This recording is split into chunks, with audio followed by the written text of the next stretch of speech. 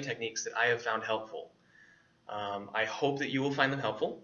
If you do, great. If you don't, then do whatever works for you. So I'm just going to go over 3 things that I found helpful and that I think would be pretty broadly applicable. And then I'm going to do a bit of a demo lecture and encourage you to use those 3 things so you can kind of see how it's supposed to work. So the 3 things.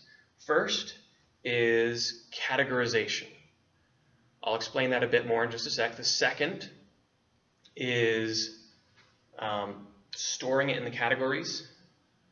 And then the third, so like learning it, actually, so you have a category, now you're learning it. And then the third one is reviewing what you have stored in the categories and learned, okay? Categorize, getting categories, storing information in those categories, recalling that information, okay? So categories are, here, let me swivel you guys. Don't get dizzy. Oh my gosh, okay. So this up here at the top, you can see I wrote parts, structure, and types. This is going over Professor Schmidt's latest physiology lecture with tropomyosin, the sarcomere, muscle contraction. So whenever a sarcomere gets shorter, it contracts that sarcomere, and when a lot of sarcomeres contract, then you get muscle contraction, and he was going over how all of that worked. And during that lecture, you can get a lot of really good notes, and or you can maybe try some other things. So for me, if you can listen and take notes at the same time, great. I personally can't hear when I take notes. So what I do, at the very beginning of that lecture, I hadn't previewed because life. So I arrived like 3 minutes early. I went in, downloaded the lecture, previewed everything, and I made 3 major categories out of what I saw. Parts of the things that he was going to be talking about. I knew that there was a bunch of parts. Structure, which sort of also meant how do they play together and what does it look like around there. And then there were different types of muscle. And I noticed that in a less than 3-minute review of all the slides. So I made my categories. Make sense? I hope so. That's the downside of a video. You can't really, no, that doesn't make sense. But tackle me and I'll talk to no end. So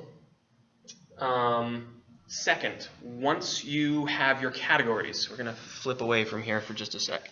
Once you have your categories that make sense for you, there's no right or wrong way to do it.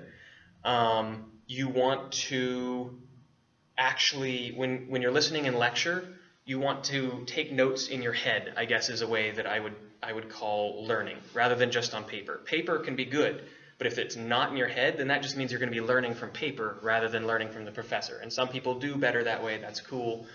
But you might try this because then you're using lecture time both to learn as well as, you get mental notes, which right after the lecture you can write down on one sheet if you've been able to store them. And so it saves a lot of time, and you've already learned it, so then you're on to the review stage, which is fantastic. Quarters the amount of time you have to spend. So the third part, so that's learning. It's kind of like taking notes in your head. You can use pictures, anything that reminds you of what he just talked about. Often it doesn't help to, here's an example. Some of you hadn't ever seen a protein. At one point, none of us had seen a protein. When Schmidt showed all those squiggles all over the screen early on, and it was like the actual structure of a protein rather than the cartoony protein, it was like, what the heck is that? Storing that in your head might not really help because it doesn't mean that much to you. So you need to make it mean something. So you take that and you say, okay, so there's a protein squiggle, and I'm going to show spaghetti and meatballs in my head, and the meatballs are the protein, and then the spaghetti is all the squiggles, and that'll help me remember. That's kind of a simplistic thing, but everything that you are putting into your head, if it makes you remember it, is simplistic. And when you're taking these notes in your head, at least when I do it, I really find it helpful to have kind of a spatial sheet of paper, or maybe even a blueprint of a house, just some kind of location, a definitive location to put things. So on the piece of paper, in the top left corner, I remember that with Schmidt's lecture that I was just telling you about over there, I wrote types as a category in the middle of the paper on the left-hand side, okay? And then above that, on the top left corner, was parts. And so when I'm trying to remember all of that information, I can see where it's stored, and I remember that there are things stored there.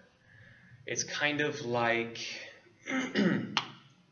well, it uses spatial memory as well as pictorial memory and also pattern recognition, and so there's a lot of different ways that it helps you remember it.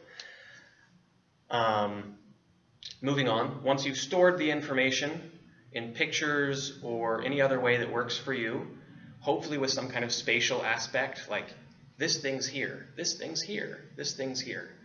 And here can be on a piece of paper, it can be a memory of a house you used to live in, and in the front room is all this stuff. If you want to look up more on this, it's called a memory palace, and there's a dozen different ways you can do a memory palace, but that's the way the world champion memory people memorize things.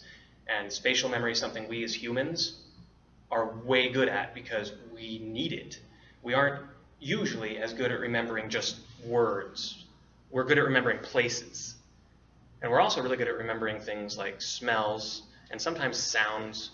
And so find what you're really good at and integrate it. If you remember pictures really well, use pictures. If you remember sounds really well, do sounds. There's a lot of different learning techniques. So moving on, I've talked about number 2, learning and storing it in the categories quite a bit. Number 3 is recall. Once you've learned it, great, you've done the hard part. You have done the thing that is difficult. Well, I mean, more difficult than the other two. If you have learned it, all you have to do to keep that knowledge is review, and you have to do it on a schedule, pretty much. So during the first time that you've understood it and learned it, that can last maybe 30 seconds if it was just sort of a, oh yeah, I get that. Not really internalized it. Haven't made any pictures, haven't made anything to force me to remember it if I try and think of it later. So you want to really do the second step well so that you can remember it for longer than 30 seconds and then review it 30 seconds, 5 minutes, half an hour, whatever. You review it enough so that after class you can get it onto a one sheet or whatever form you like of notes, and then you take that one sheet and you review that one sheet for I use Anki. It's a program that helps me review it at a certain schedule. If you don't use Anki, just review it on a schedule. There's lots of studies that show spaced repetition. You can look up spaced repetition as a term and it'll tell you all about it. Basically, reviewing at longer intervals in between. So the first time you do like 30 seconds, 10 minutes, a day, 3 days, and you keep getting longer so you don't have to review it as often for it to stick and be knowledge. Eventually, all of your categories and stuff like that kind of fade, and the knowledge is just intrinsic. You just know. You'll drop a couple details, but you'll have almost everything right there, and it will take only as long as you need to review it in your head to go over everything and keep it. I recommend Anki because it's worked for me, and there are other programs that do it, but Anki just, once you get over the little bit of user not quite friendliness, but mostly user friendly, there's a couple things that are like, what the heck? There's 3 buttons at the top and 1 at the bottom that you really need to know. Anyway, if you get Anki, it says you need to do this many cards today, and I just put an entire one sheet as a single card. I don't spend forever making flashcards. And then I see, oh, I have 8 cards to review. There's the elbow mover muscles card. I think of all 8 elbow movers.